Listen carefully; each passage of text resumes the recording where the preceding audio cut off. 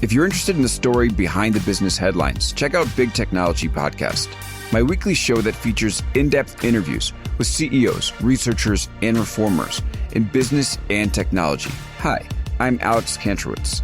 I'm a longtime journalist, CNBC contributor, and the host of the show. I empty my Rolodex every Wednesday to bring you awesome episodes, so go check out Big Technology Podcast. It's available on all podcast apps. Would love to have you as a listener. From LinkedIn News, I'm Jessie Hempel, host of the Hello Monday podcast. Start your week with the Hello Monday podcast. We'll navigate career pivots. We'll learn where happiness fits in. Listen to Hello Monday with me, Jessie Hempel, on the LinkedIn Podcast Network or wherever you get your podcasts.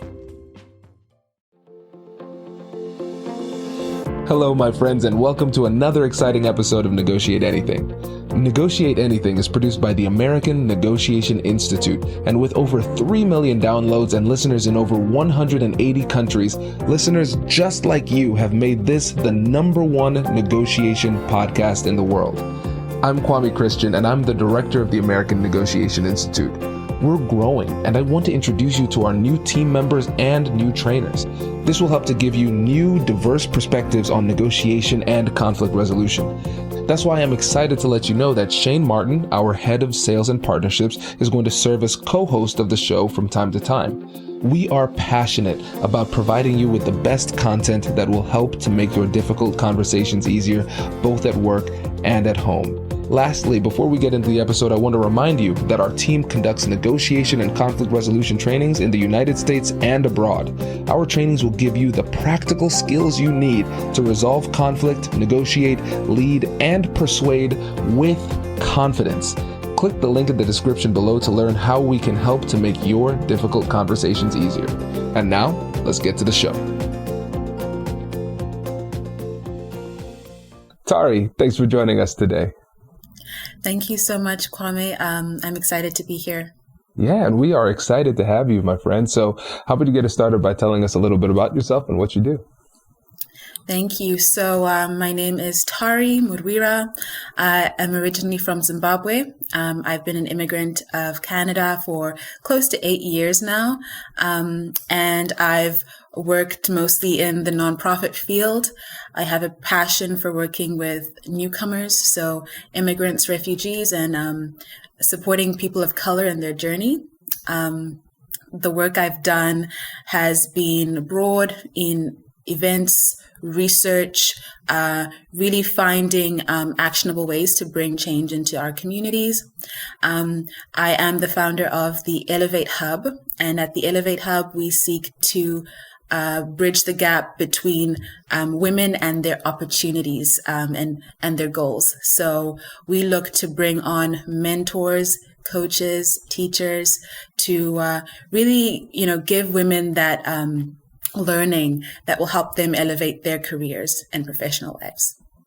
That's great. That's great. And it's really important work. So we appreciate you doing that. One of the things that I'm excited to talk to you about is your origin story as it relates to negotiation, because negotiation wasn't always part of what you do. So let's start there. And then for the audience, what we'll do is just kind of setting the stage here.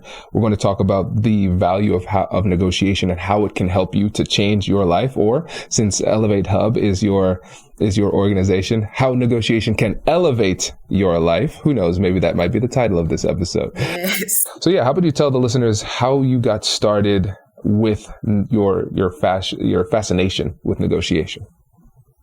Sure. So maybe just a little bit of background. At Ellevate Hub, we have done events on personal finance, real estate, personal development, conflict resolution. So, skills that help a woman to elevate kind of holistically, right, in her career. And I think where negotiation started for me was about 2 years ago when I wanted to buy a car. So I found myself in the car market, scouring Facebook Marketplace, websites, looking for my perfect match. And I was so lucky to have a brother who was able to support me in this process. Someone who had more experience purchasing cars and had more understanding about finding a good deal. So we went to a dealership, him and I remember he had to park the car and he stayed in the car for a little bit in the parking lot, and I went inside.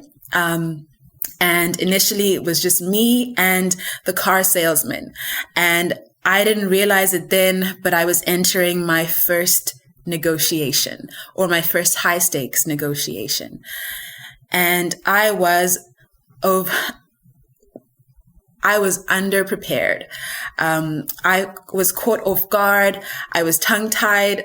I didn't know what to say. And I remember this salesman realized then and there that, hey, I'm dealing with a rookie, and he was bulldozing over me. I was being rushed to sign the papers. I was being rushed to pick a certain car, pick a certain option. And at that moment, I felt voiceless. I felt like I could only say yes because this was what I was being offered and it was the best I could get. And sometimes that's what happens when you've scoured maybe different options and you haven't found anything that fits. Sometimes you just find yourself feeling as if whatever is offered is what you should take and what you should get. Then enter Big Brother. My brother's an amazing guy. Look up to him. And I remember he came into the dealership and immediately took over the conversation when he saw the numbers they were trying to make me sign. And that was when I was witness to my first negotiation. I saw him essentially negotiate the asking price down by close to $1,000 to $2,000. And I saw it happening in increments. He started off with, talking about why it should be lowered, giving all his options. And I found that he didn't seem needy. He didn't seem as if he was desperate for it. And he put his foot down that we can leave if we don't get the deal we want. I thought that he was so bold to do that because I was like, whoa, in my heart, when he was talking like that, I was like, yo, I want this car. Don't lose this opportunity from me. But he continued. And, the next phase of the negotiation was watching the junior salesman essentially leave and get his boss because he felt that he was being, negotiated out, right? So enter the manager. And what I found was the manager immediately met my brother with such respect, and they started a strong back and forth, right? And it was almost as if they were arguing, but it was more so both of them were anchoring, both of them were adamant. And what I found was they started referring to the car as my brother's car. So when we ended up driving out and getting the car, he said, yeah, this is the car for that tall gentleman over there. So it seemed as if by him being able to negotiate so well, we left with them associating that car and that buy with him more than anything else. And afterwards, when I was sharing this to my girlfriends, when I was sharing this to my friends and community, they said to me, well, Tari, why would, first of all, it's not good for women to go to the dealerships by themselves or to go to these types of negotiations by themselves because you'll find yourself getting a bad deal, having people that want to weasel you. And I found that it just didn't sit well with me because I thought to myself, well, this is important for us as women to learn. This is important for every woman to learn. And I'll never forget when we were in the car driving off, I asked my brother, wow, how did you know to do that? And he looked at me and said, whew, I read this book called, I read this book by Chris Voss on negotiation. And since that day, I realized that everything that he knew, I could learn. And I was so grateful that he was willing to share those resources with me so I could learn. And that's the message that I'm hoping women can get, is that everything that you don't know can be made accessible to you by meeting with the right people, learning the right tools. And that's why I reached out to you, Kwame, and Negotiate Anything, because I saw your platform and I said, wow, there is value here, and I'd like to just sit down and glean, because I think that there are powerful things that we can learn from this conversation. Oh, that is great. And hey, Tari, now you can tell your big brother that you've been on the same negotiation podcast as Chris Voss, because he was a guest on the pod a while back. Wow. Does your company invest in professional development training? If you believe that your team would benefit from a negotiation workshop, all you need to do is go to our website, fill out the workshop request form, and then we'll set up a time to chat. These workshops are completely customizable, and we've done them all around the country. Negotiation and conflict resolution skills are beneficial across all professions, but they're especially useful in procurement, purchasing, sales, sourcing, and contract management. Our calendar is filling up quickly, and we even have some workshops scheduled for next year. If you think you might want one, I'd suggest reaching out soon so you don't miss out. Check out the link in the description to learn more. And now, back to the show.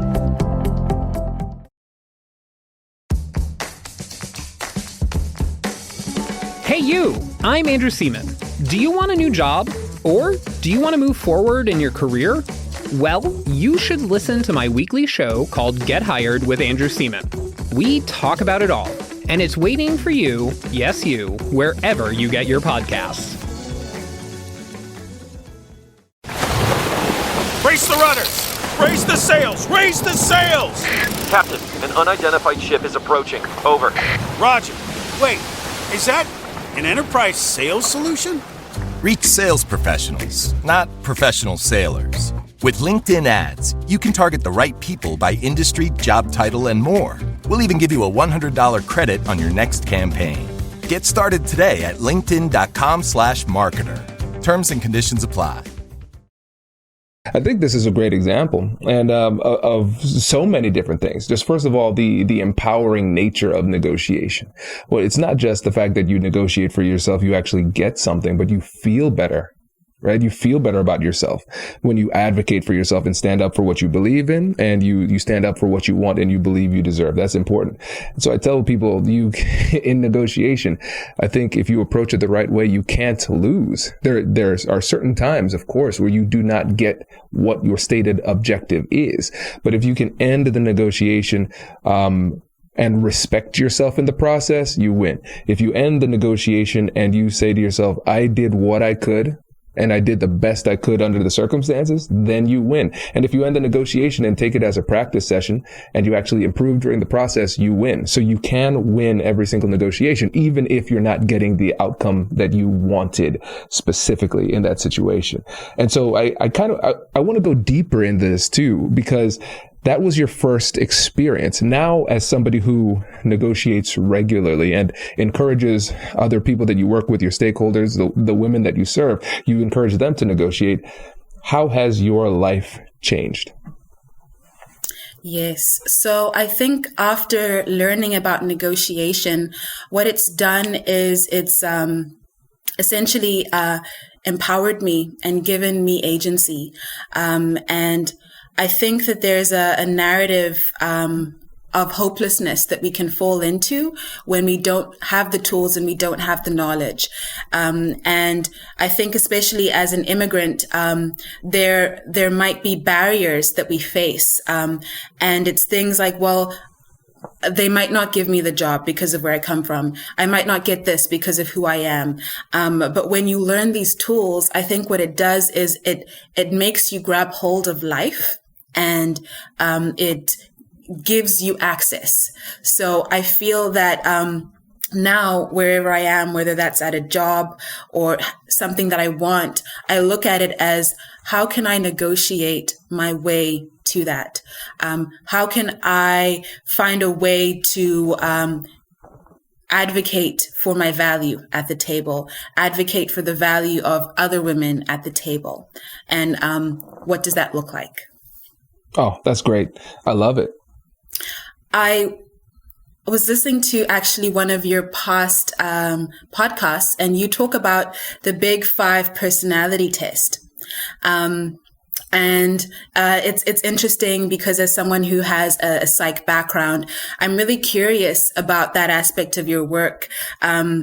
Because I recognize that as women, we actually, our research has shown that women rank higher in terms of agreeableness, and men actually have higher disagreeableness on the converse.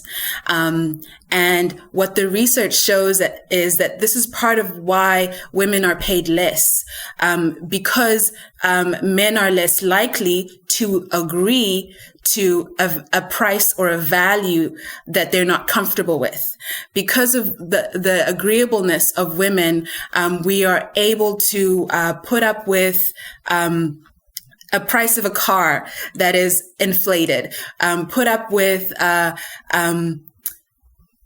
scenarios or things where we leave with the short end of the stick because we don't necessarily have the awareness of, what negotiation looks like. So I guess my question to you is, how can women navigate this? And, you also talk about being a former people pleaser, and that can oftentimes be in line with agreeableness. So how can we overcome this aspect or this barrier to being effective negotiators? This is really tough, and it's going to take a lot of work, but it's definitely doable. So at first, I want to start off by encouraging people that, hey, you can change in order to get the outcomes that you want. That's the first thing. And in my first book, Finding Confidence in Conflict, it was all about overcoming those mental and psychological barriers to success, whatever it happens to be. And for me, when it came to overcoming that people pleaser mentality, I had to figure out where that came from. What was my origin story? What was I telling myself? And then really leaning into that discomfort. What types of interactions are giving me the most stress? What are those, and where does it come from? And so what I started to do was lean into these conversations and create situations where I was forced to have the conversations more frequently. So I'm not saying that I started being combative like unnecessarily. I wasn't going out there trying to cause problems. But every time there was a situation where I could advocate for myself, where in the past I would have let it go, I would take that as an opportunity to get a little bit stronger. One of the things that I suggested doing was rejection therapy. I got this from a TED Talk. I think it was called 100 Days of Rejection, where an entrepreneur said that he was struggling with the fear of rejection. That was the thing that was holding him back. And I realized that was what it was for me. I was afraid of being rejected and feeling alone like I did when I was younger in my childhood.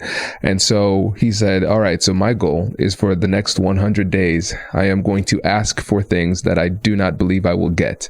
And so for him, what ended up happening was he started to get a lot more wins. He was out there trying to be rejected, and he was getting what he wanted. So he recognized that he started to ask for more extreme things, and he would start to get it.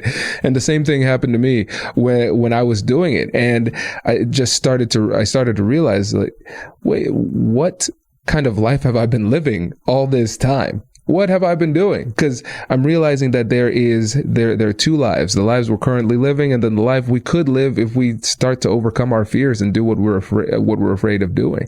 And my life is a lot better now. And the thing is, I think this is important to realize, Tari, that for me, I still feel that in the back of my head. I still feel that voice saying, no, don't say anything. Let this one go. I still feel that, but now I don't take that as a truth. I don't take that as a mandate within myself. Oh, that the weakness inside of me said, hold back. So I'm going to hold back. I hear it and I use it as a go. It is a go signal, not a stop. And so whenever I hear that in that little voice inside of me, that's still that people pleaser. Now I've trained myself to say, well, now I have to ask for it.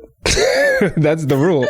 That is the rule. If I feel any fear, I'm like, nah, it's still in there. I have to overcome it. But I mean, it takes time. It takes time. But my ability to negotiate, recognizing negotiation is a skill, not a talent. And the better I get in negotiation, the better I get at self-advocacy, like the more confident I got in this process. So it takes time. It takes effort. But I want everybody out there listening to believe that once you're able to master it and overcome it, your life changes for the better. Kwame, I love what you're saying because I think it speaks to, common fear that maybe women may have of looking like the bad guy, seeming to be too aggressive in conversation. Because as you know, how women present themselves has a lot of stakes in what they get and how they're seen at the table. And I like the fact that you mentioned that negotiation doesn't mean that you're aggressive. And, I know on the spectrum, there's aggressive communication, there's passive communication, and right in the middle, there's assertive communication, where you're not yelling, you're not in an argument, you're just maintaining your desired value in that conversation. And I think it reminds me of, a little story where, so I had a sibling that was actually cat sitting. They're babysitting a friend's cat. And I visited them. And I remember, curious situation. So the cat, my sibling had like a strong rule that the cat is not allowed on the couch. It's not allowed to jump on the couch if I'm lying or taking a nap on the couch. And I thought this was a super weird rule. And I think in the beginning I was like, well, it's a cat, like just love it. And then I'll never forget, my sibling said, no, if you let it do that, it will disrespect you. You think you're showing it love, but that behavior will continue. I kid you not. When I was over there, my sibling would be lying on the couch. The cat would not jump or disturb it when they were taking a nap. In the middle of the night, if it found me on the couch, it would jump on me and scratch me and do a couple of things. And I think what it taught me was I was the person that was cuddling it and not asserting any boundaries. And because of that, I mistook that for love, and I missed out on respect. And I saw in a previous podcast that you had where you talked about speaking to your mentor and struggling with kind of the people-pleasing aspect, and your mentor telling you, hey, there's a difference between pleasing and respect, because relationship dynamics aren't maintained and aren't improved when there isn't respect. So kind of in that same vein, how can women create boundaries where you are still maintaining that level of corporate respect in the conversation? You want to keep the relationship. You want to be cordial with your boss. You want you and your colleague to have a good relationship, but they're doing or saying something that is against your negotiation terms, that makes you uncomfortable. I think maybe that will be helpful for women that are listening. Yeah, well, I think it starts with this. It starts with self-love and self-respect. And I think a lot of times what ends up happening is that you care more about what other people think and what they feel more so than you care about what you think and how you feel. And so we have to prioritize ourselves because we can't rely on other people to take care of us. So I think that realization needs to be stated. And so we have to be very clear on what it is that we want and why we want it. And we have the right to advocate for ourselves. And when I think about the distinction between aggressiveness and assertiveness, it comes down to this. Assertiveness is the realization that you have the right to say what you want to say and advocate for the things that you care about. And then at the same time, you recognize that the other person has that exact same right. And so there is an exchange of information through the conversation. And the reality is this, just like the story that you said with the cat, you are training people every day as to how they should treat you. You're training people every day as to how they should treat you. And so if you do not set those boundaries for yourself, people are going to keep on infringing upon your rights and pushing the boundary, like, oh, Tari doesn't care about that. Oh, that's great. I'm going to do this then. Oh, she doesn't care about that. Well, great. I'm going to keep on doing this. It's not a problem for her. If it was a problem, she would tell me. But since she didn't tell me, I'm going to assume it's not, and I'm going to keep on taking advantage of the situation. So we have to recognize that it's our responsibility to voice those concerns because we love ourselves, because we care about ourselves, because we respect ourselves. And when we demonstrate that act of self-love to other people, that act of self-respect, then we're teaching people what those boundaries are and the fact that they should respect those boundaries as well.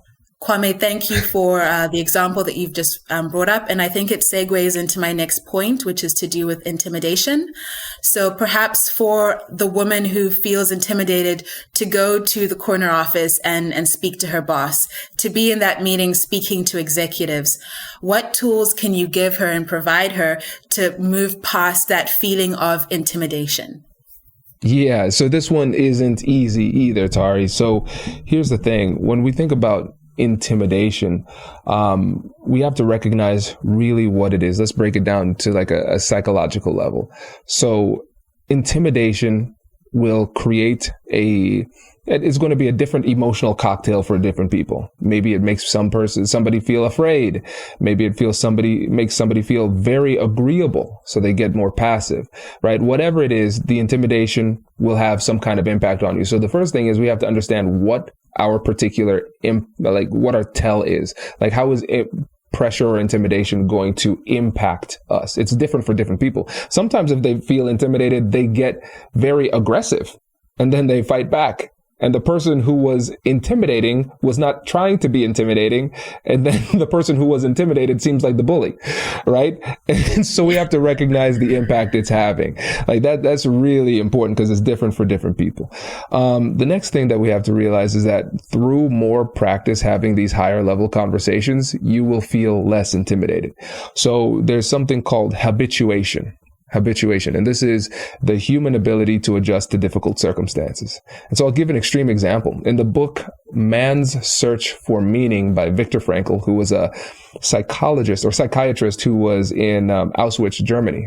He was Jewish and in Auschwitz. His whole family was murdered by the Nazis. And so living in the concentration camp, one of the things that was surprising to him is even though the conditions were horrendous, he was really surprised at the resilience of a lot of the people to adjust to the circumstance. It was a terrible circumstance, no doubt about that, like some of the worst conditions in history. But one of the things that he took from the book is that if you have a clear understanding of your meaning and purpose in life, you can withstand a lot. And so let's use another example. So let's say you have moved into a new house. And so your previous apartment was like a 500 square foot apartment and you lived there with 3 people. And now you move into a house where you have a lot of space. You're like, wow, this house is huge. I have a lot of space. This is incredible. And then you live there for 2 years and then the house starts to, feel kind of normal. Starts to maybe even feel small. The house hasn't changed, but your mentality has. You have become less impressed by your circumstances. So whether it's good or bad, humans have an incredible ability to adjust to their circumstances. Now, if you are intimidated by a circumstance, it might be an indication that this is new to you and it still has that awe. You still have that reverence to that situation. And so again, the cure, going back to the exposure therapy, like the rejection therapy, we want to put ourselves in these positions to have these high stakes conversations more frequently. And the more frequently you have them, the less intimidated you will be. The other thing we have to think about is that everybody has their unique source of strength. So if you're afraid or you feel intimidated going to your boss in, the corner office and asking for something, you have to remember that most likely the source of your intimidation is the fact that the boss outranks you. There is power associated with the title. That is often going to be the source of the intimidation. The boss might be a nice person, might be a really nice, generous person, for example, but you're still intimidated by the title. And so you have to figure out what it is that is your unique source of power. What is your value? Where does your strength come from? Because even though the boss might be the person running the company, you might be the subject matter expert in this particular area. So for me at the American Negotiation Institute, it's exactly in that niche. And so for me at ANI, I am the boss. I'm the owner, so I make all the decisions. I have all the power and authority, but there are several parts of the business that my employees know a lot better than me, and so when they come into the conversation and they talk about the research they've done, they've talked about the clients they've talked to, and they've talked about their experience doing the work that they're doing that I don't have, even though it's my company. That is their source of power. And then I respect that power, and it puts us more on the even playing field during the conversation. So I think it's really those two things, putting yourself in these positions to have the opportunity to have more high level discussions.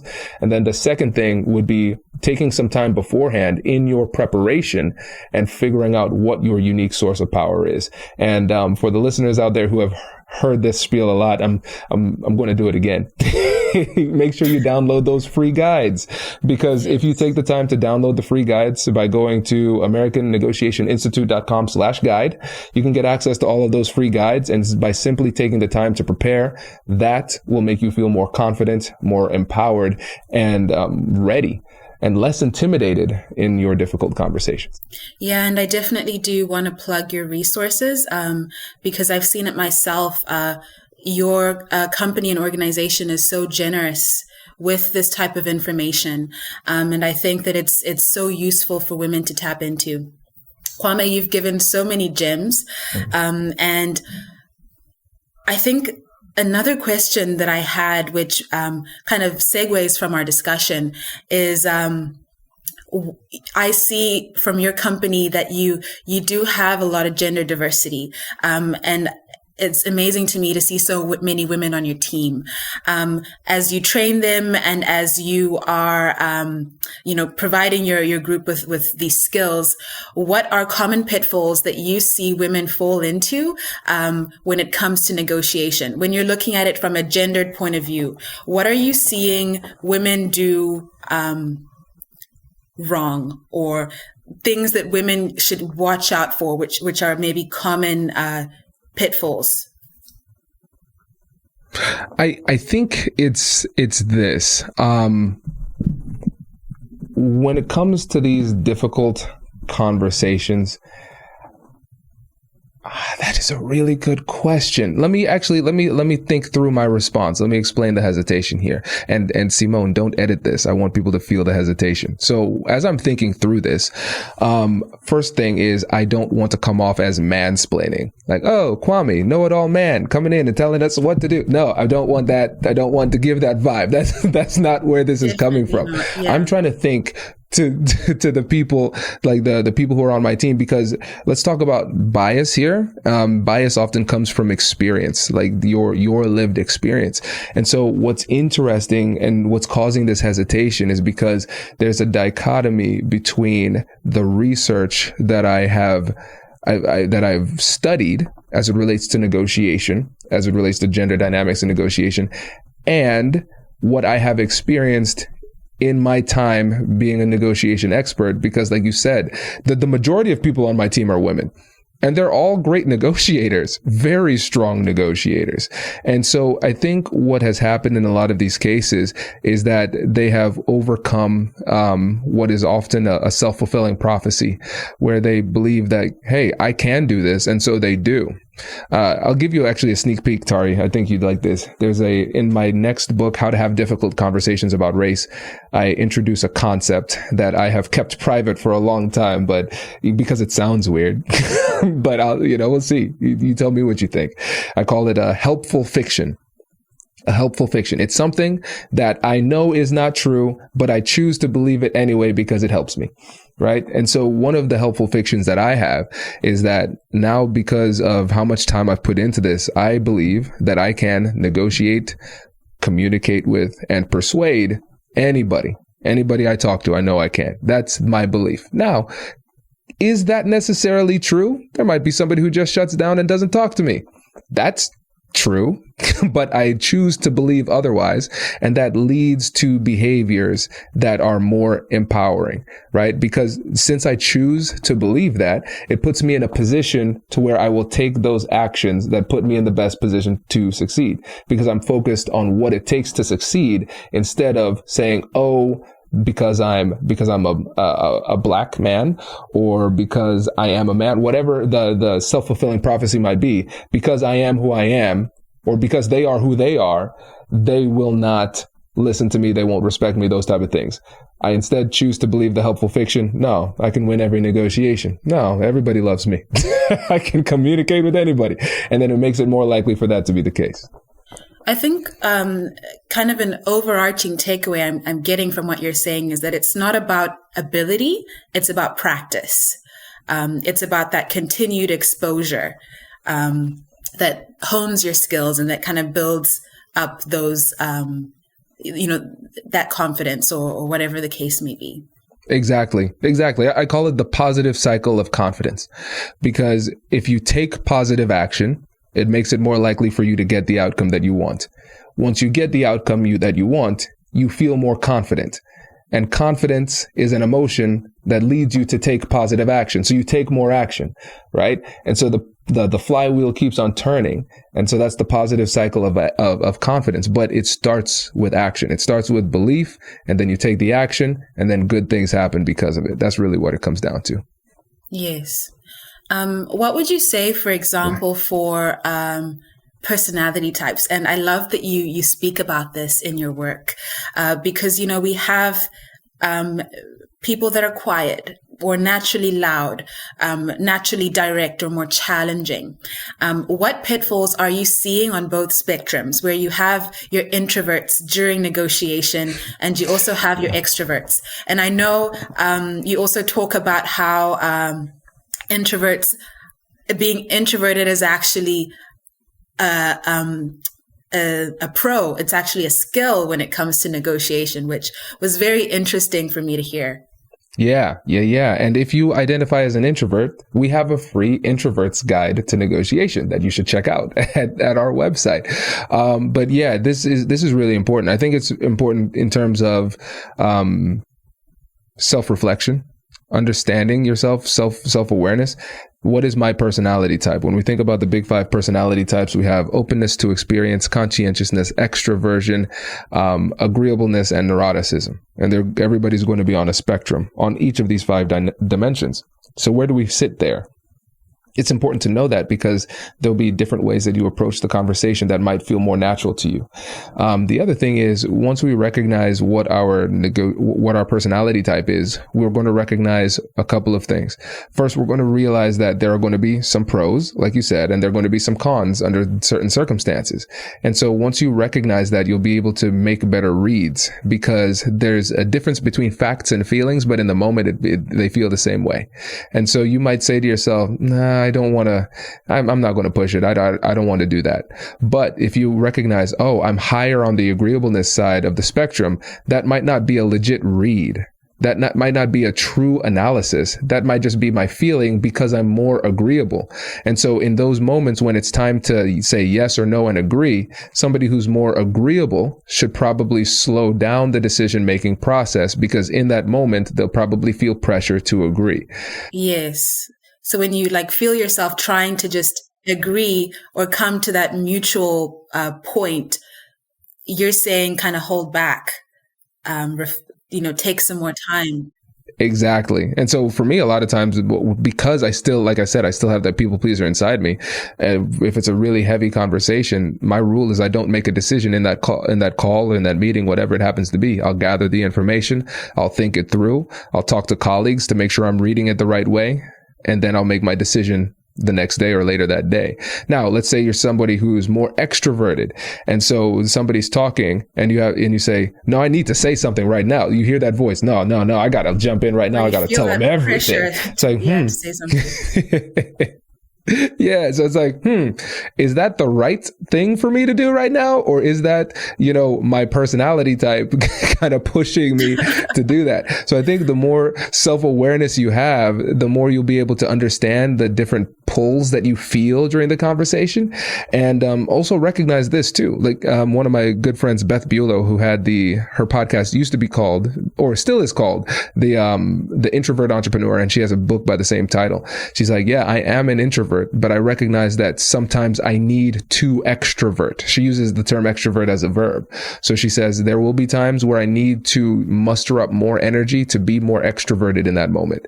So you can step outside of your personality for strategic purposes. You just have to understand it'll probably take more effort. So for her as an introvert, speaking up more would take more effort. For somebody who's more extroverted, showing restraint would actually take more effort. But the more you know yourself, the more you'll understand those pressures that you're feeling during the conversation. I love what you're saying because it's about mastering your personality. You don't have to become someone else. You don't have to become Chris Voss. You can still navigate a successful negotiation with your personality traits, which I love. And Kwame, it's interesting because I have a lawyer friend, and I remember, curious conversation a while back. He was telling me that he will see men in this industry riling women up to get that emotionality so that they're able to, they kind of fall into that pitfall of not processing information properly. What types of tools would you suggest for that kind of emotional side? If you are someone who maybe does get emotional when things get heated, what would you suggest to kind of maintain level during negotiations? That's a really interesting. Let's actually break down what your friend said, because that's fascinating, because it shows two things. So I think somebody could listen to that and have the takeaway of, oh, women are more emotional. Or they could have the takeaway of, men have biases against women and they assume that women are more emotional. So they do things in order to trigger emotionality, when in fact, those things that they did would trigger emotionality in any human. So for instance, if the person says, that's a woman, I am going to say things that are like a little bit offensive. I'm going to push them really hard and be really aggressive in order for them to get emotional. It becomes a self-fulfilling prophecy. You see how she responded to that? They're emotional. That's what women are. Women are emotional. But if that same person were to do that same thing to a man and treat that man with the same level of disrespect, that man too would get emotional under the circumstances, right? And so it's an interesting thing, And so again, it goes back to those self-fulfilling prophecies and the biases that go into these conversations. But in general, when it comes down to how you handle yourself under duress, there are a couple of things. Because again, we have to go back to the personality traits. Some people, it doesn't get them going. I'm just not going to be emotional. And the thing is, with these personality traits, you see this from infancy. So I have a son who's 6. I have another son who is 9 months old. Kai, who's my 6-year-old, he was always more emotional. Even when he was a baby, a little bit more temperamental. And as he started to get more, like a little bit older as a toddler, you could tell he was very intense. But Dominic is so chill. You cannot shake this boy. The only reason he cries is because I'm hungry. No, I don't want to be put down. You know exactly what it is. He's like, I'm alerting you of my needs, and then I will stop immediately and I'll smile at you. So you can't bother him, right? It's just a personality distinction between the two. And so I think what you have to do, again, it comes down to self-awareness, understanding what bothers you, your personal tells, and then understanding what you typically do under pressure and whether or not that serves you in this situation. Because if what happens is your negotiation abilities go down under duress, which often happens, you have to figure out one of two things. Number one, how to lower that level of emotionality in the moment. And number two, whether or not you are capable of negotiating effectively in this moment, because sometimes the best strategic move for you to do is to end the conversation and try it another time. And I don't think enough people take option number two, So I think it really comes down to that. I know for me, There are a couple of things that I do to try to stay calm in the moment. A couple of them are kind of meditative. And the other one is going to be weird, but stay with me. So what I would do is I'd focus on my toes and I'd squinch my toes up, like make little toe fists. And the reason why I do that is because it helps to ground me, because I feel that sensation. And it takes me out of my head a little bit. Same with writing notes. It's that tactile sensation. A lot of times I'm not even writing anything. I'm just taking the time to slow down, focus on my breathing, and then center myself. The other thing that I do, and I've noticed that when I get emotional, I lose every piece of advice that I tell people in this podcast. I'm like, why did I do that? I'm like a crazy person. I know better, you know? And yeah.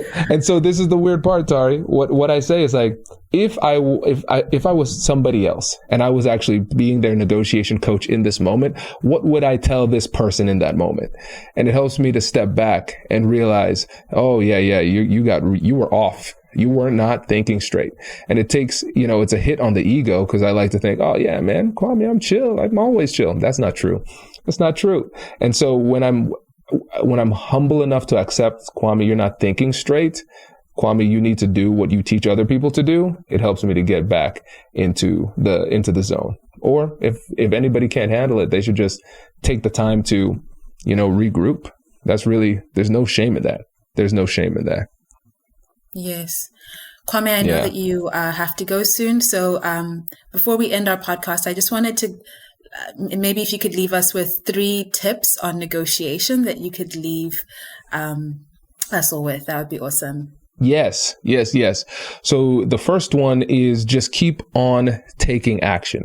It's easy for these things to be very theoretical. Very theoretical. You listen to this podcast like, wow, Tari's super smart. I'm going to I should do that. I really should do that. Let me think about that a little bit more. Then next week. Yeah, man, still thinking. Stop thinking, just do something. You have to, you at some point need to put these things into action. It doesn't matter. Negotiation, that is a noun, but negotiating is a verb. And that's what you need to be doing. It doesn't matter if you get it, if you don't do it, right? That's the first thing. The next thing is I'll blend the last 2 tips into one. There are only 2 things that you need to do in order to become a better negotiator. Just 2. Number 1, ask more questions. And number 2, manage emotions, both yours and the other person's. And if you're able to do those 2 things, you're going to be a lot better. Wow. Thank you so much, Kwame. Negotiation is everything. It's everything from negotiating finances with your spouse, negotiating with your kids, a work contract. So I appreciate how practical these skills are, and really thank you for your time in speaking to us at the Ellevate Hub. We really appreciate the work that you're doing. Yeah, it's our pleasure. Congratulations! You've just joined an elite club. By listening to a full episode, you're now officially on the Negotiate Anything team. So welcome aboard. What most team members do is they subscribe to the podcast because that allows them to automatically get the latest episodes of the show. The best things in life lie on the other side of difficult conversations. Keep learning, keep practicing, and keep getting better. Your relationships will improve, your career will soar, and you'll have the confidence you need to get the most out of these crucial conversations. Again, thank you for joining the team. We're excited to have you, and I will see you in the next episode. I'll catch you later.